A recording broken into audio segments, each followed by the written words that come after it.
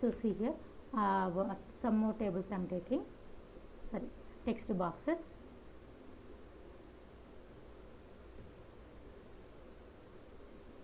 Okay, just changing the properties.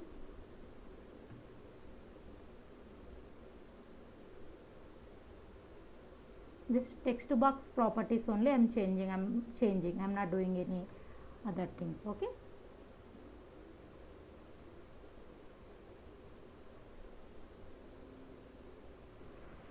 okay, now just copy and paste. No,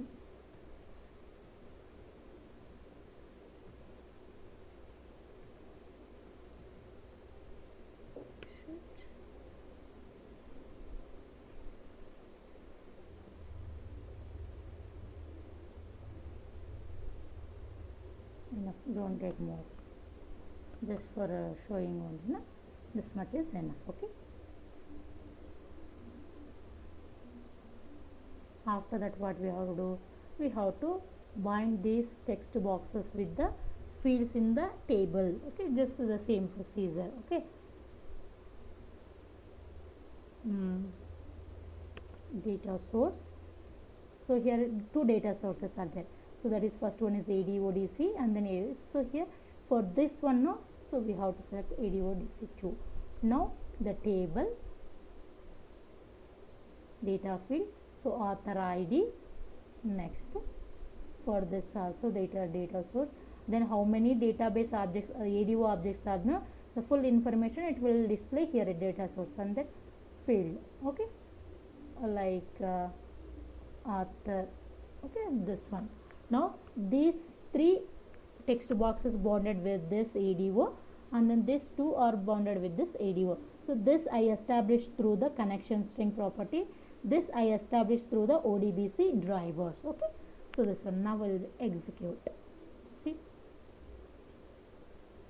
so this is one example and this is one more. Okay, here in the second one, in the second thing, here we didn't use this okay, here through the connection string. Okay, here just ODBC only we established we created the DSN, that name only we mentioned, we didn't set the path here. Already I set the path in the control panel only. Okay, so this is a two ways. Okay students, okay, got this one. Just in this section what we discuss, what is a ADO controls and then what are the properties available with the ADO object. Okay, next how to establish the connection by using the connection string property or as ODBC or as DSN name. Okay, DSN name. So data DSN means data source name. Okay, so through with the two we establish the connection. Next is tomorrow session, we are next video we are going to discuss about this objects. So what are the objects available in the ADO object model? So there are object, connection object, record set object, command set object. These are the three important these are the three important objects on the ADO object model. We will discuss one by what is a connection object. Okay, what are the methods available with this one, and then what is a command object, what is a record set object. Okay, so these things we will discuss in the next video. Okay,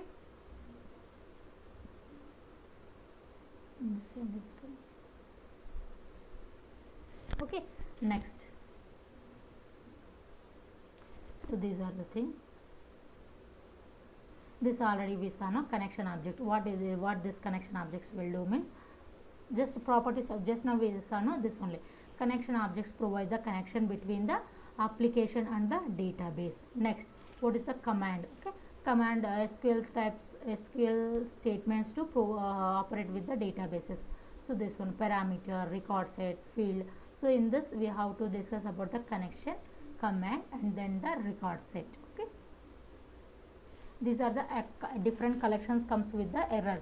So this errors, so what this contains, what this errors means, whenever your VB application is arises, whenever the error occurs in your VB application, so that time it has to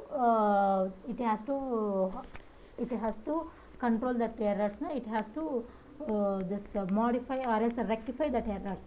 So for that one we have to use this error collection. So when connection failures occur, okay, connection failures occur, so that time which action it has to take. Next, parameters, fields, okay, and then properties, these things. So this only, so this is a procedure, okay. So how to create the DSN. So before using this one control, we have to use we have to create the DSN. Now how to do this one? Go to the control panel, double click on that one, and then next we have to select the administrative tools, and then data sources ODBC, okay. Next, so here it will show the ODBC. So we have to select that one, double click on this ODBC, it will display the ODBC data source administrator, okay. Next, select the user DSN, okay. So here first time if you are creating a, select the system DSN, okay. Now create the new data source window. There it will ask this one. Here we have to select the system DSN, okay. Next, add button, okay. So here we have to select the Microsoft Access driver, okay. Next, so here we have to provide the name, okay, whatever the database whatever your data source name, that you have to select here, okay. After that we have to click this select this one. Here we have to select the database, okay. Means path we have to set here, that's all, okay. So here we have to set the path. Now it will display the thing, okay, whatever the wherever your database is stored, no? So that path it will display, okay. So that thing. Next, so if you added after that, means it will show in the list. Previously it is not there, now it will show, okay. Next, after same common only, we have to go to the Microsoft Visual Basic, okay. The center thing is common only.